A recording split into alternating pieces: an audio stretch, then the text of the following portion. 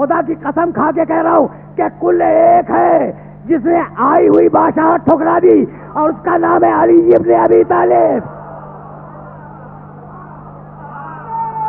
بھائی سننا،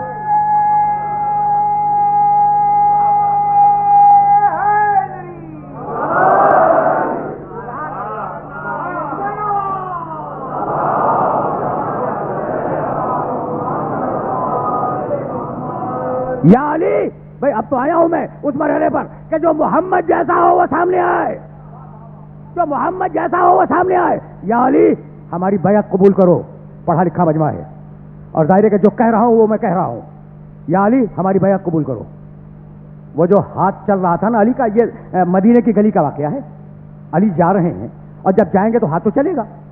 یا علی ہماری بیعت قبول کرو. وہ بڑھا ہوا ہاتھ اور پیچھے ہو گیا. کہا کہ نہیں، کہا نہیں میں تمہاری بیعت قبول نہیں کروں گا، اور کہہ کے علی چلے گئے.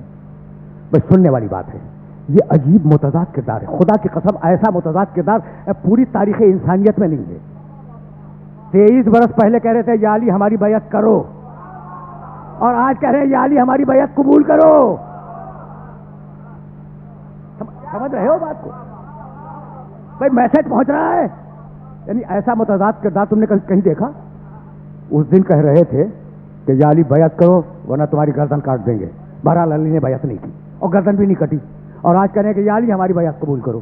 ٹھیک، کہا کہ نہیں. بھائی بہت توجہ رہے، اس لیے کہ جس مرحلے پہ میں لے کے آ گیا ہوں اس مرحلے پر ایک ہی جملہ کہوں گا. اب دامن وقت سے بہت زیادہ گنجائش نہیں ہے. دوسرا دن ہوا، آئے علی کے گھر کو گھیر لیا، اور علی جب باہر آئے تو کہا یا علی ہاتھ بڑھاؤ ہم بیعت کریں گے. کہا نہیں، ہاتھ کو اور پیچھے کر لیا. کہا اب سنو گے جملہ کیا کہا ان لوگوں نے؟ کہا یا علی اگر تم نے آج بیعت نہیں کروائی، نوجوان دوستوں کو یہ جملہ ہدیہ کر رہا ہوں، جائے تاریخ میں دیکھیں. یا علی اگر آج تم نے اپنی بیعت نہیں کروائی تو ہم قیامت کا دن تمہارے بھائی رسول اللہ سے تمہاری شکایت کریں گے. بہت عجیب و غریب جملہ ہے. علی مسکرائے، کہنے لگے کہ شکایت تو میں کروں گا، شکایت تو میں کروں گا، تم کس بات کی شکایت کرو گے؟ تو کہا یا علی ہم اس بات کی شکایت کریں گے کہ ہم علی کے پاس ہدایت لینے آئے تھے اور علی نے ہمیں ہدایت نہیں دی. تو کہا کہ تم جو بیعت کرنا چاہتے ہو وہ ہدایت لینے کے لیے؟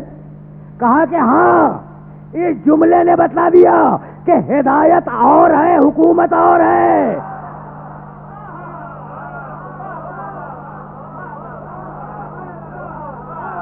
میسج پہنچ گیا. اب زیادہ زحمت نہیں دوں گا. بڑے نازک مرحلے پہ لے آیا ہوں. کہا اچھا اگر ہدایت لینے آئے ہو، یا سننا اور یہ جملہ اسے یاد رکھنا. تم نے بار بار سنا ہوگا لیکن جو میں میسج دینا چاہ رہا ہوں اسے یاد رکھنا. کہا کہ اچھا اگر ہدایت لینے کے لیے بیعت کرنا چاہتے ہو تو گھر کے دروازے پہ بیعت نہیں ہوگی. کہا یا علی پھر؟ کہا مسجد رسول میں آؤ، مسجد رسول میں بیعت لوں گا. پورا مجمع آیا مسجد رسول میں، مسجد النبی میں. جب سارا مجمع آ کر بیٹھ گیا اور علی کو یہ اطلاع مل گئی کہ لوگ بیٹھ گئے، مطمئن ہو کے بیٹھ گئے اپنے اپنے مقام پر، اب علی داخل ہوئے مجمع کو چیرتے ہوئے ممبر رسول تک آئے. اور تم سے بہتر کون جانتا ہے کہ احترام بزرگاں ایک سلیقہ ہے مسلمانوں کا، اور ہم احترام کرتے ہیں اس طریقے کا. ممبر کے وہ پائے چھوڑ دیے گئے تھے جن پر بزرگ بیٹھتے رہے ترتیب سے. یہ تو تمہارے علم ہے اور اس کی وضاحت بھی نہیں کرنا چاہ رہا ہوں میں. علی پہلے پائے پہ بلند ہوئے، دوسرے پہ بلند ہوئے، اس مقام پر جا کر بیٹھے جہاں محمد رسول اللہ بیٹھا کرتے تھے. رکے رہنا، خدا کی قسم رکے رہنا، خدا کی قسم رکے رہنا. اس لیے کہ تمہیں تو اس مرحلے پر میں روکوں گا. وہاں جا کے بیٹھے جہاں پیغمبر اکرم بیٹھا کرتے تھے، اور اپنے داہنے ہاتھ کی انگلیوں کو بائیں ہاتھ کی انگلیوں میں پیوست کر دیا. اور پیوست کرنے کے بعد سر کو جھکا کر کچھ لمحے ممبر پہ خاموش بیٹھے. پھر سر اٹھایا اور اٹھانے کے بعد ایک جملہ کہا، الحمد للہ علی احسانہ قد رجع الحق علی مکانہ.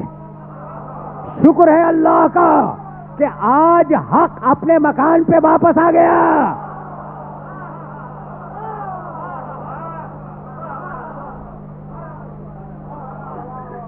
بھائی رکے رہو. الحمدللہ علی احسانہ قد رجع الحق علی مکانہ. علی نے اپنے آپ کو حق کہا اور میرا نبی کہہ چکا تھا علی مع الحق. بھائی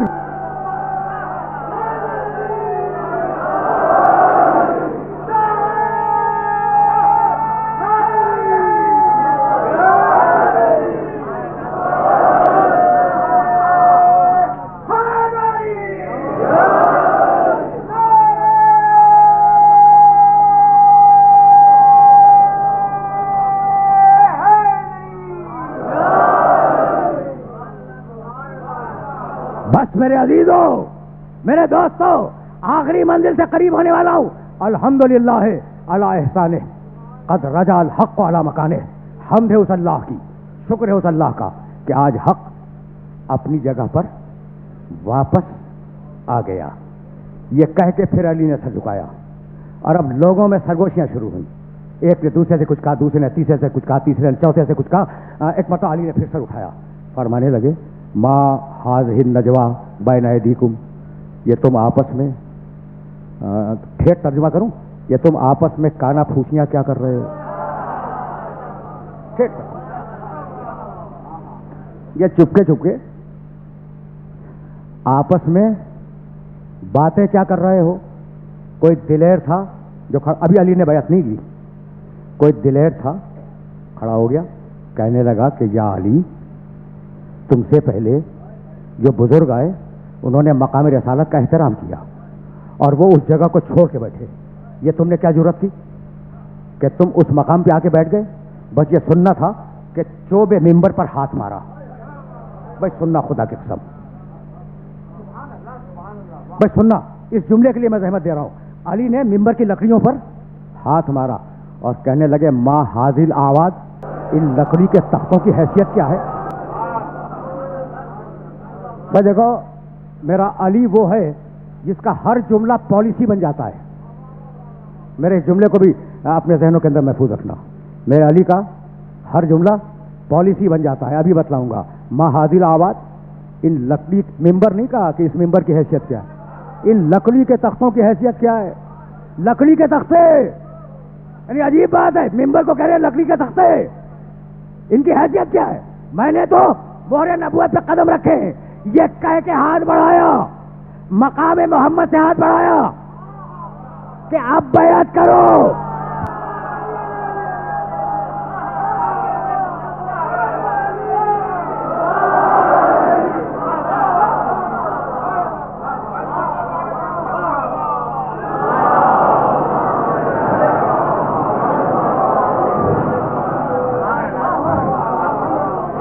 عجیب مرحلہ فکر ہے نا، جس مرحلہ فکر پر آج بات کو روک رہا ہوں.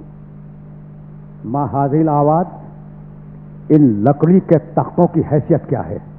خدا کی قسم کھا کے تم سے کہہ رہا ہوں. یعنی میں جب آیا تو ماشاءاللہ مجمع بھرا ہوا تھا اور اس مجمع کے بیشتر افراد نے یہ دیکھا ہوگا کہ بھئی ہم تو نسبتوں کے مارے ہوئے لوگ ہیں نا.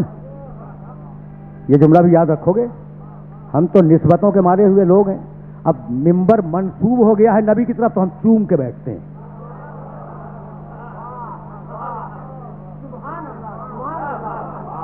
چوم کے بیٹھتے ہیں اور ہمارا ہر ذاکر چوم کے بیٹھتا ہے اور جب تک زندہ ہے چوم کے بیٹھیں گے کیونکہ نسبت ہو گئی ہے رسول سے. ٹھیک ہے نا؟ تو جب نسبت کی اہمیت ہے تو وہ ممبر، اور اسے علی ممبر نہیں کہہ رہے ہیں، کہتے ہیں یہ لکڑی کے تختے کیا ہیں. یہی جملہ یزید کے دربار میں سید الساجدین نے کہا. بس ایک جملہ کہوں گا اور مصائب کی طرف چلا جاؤں گا. ظاہر ہے کہ مجھے ابتدائی محرم کے مصائب بیان کرنے ہیں، یزید کے دربار تک نہیں جاؤں گا، لیکن یہ جملہ تم کو ہدیہ کرنا چاہ رہا ہوں میں. سنو گے؟ دیکھو خدا کے سب تینت ایک، مزاج ایک، جملے.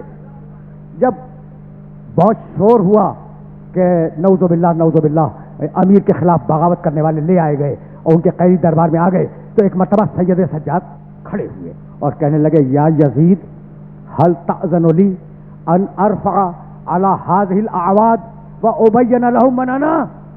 یزید اجازت ہے کہ میں ان لکڑی کے تختوں پہ بیٹھ جاؤں؟ لکڑی کے تختوں پہ بیٹھ جاؤں. ممبر کو کہہ رہے ہیں لکڑی کے تختے. آل محمد نے بتلا دیا کہ ہمارے گھر میں ہو تو ممبر ہے, تمہارے گھر میں ہو تو تختہ ہے.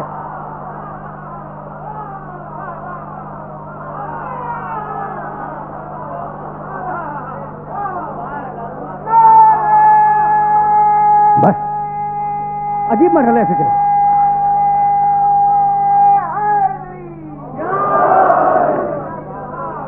بس میرے عزیزوں, میرے دوستوں, گفتگو کو اس مرحلے پر روک رہا ہوں.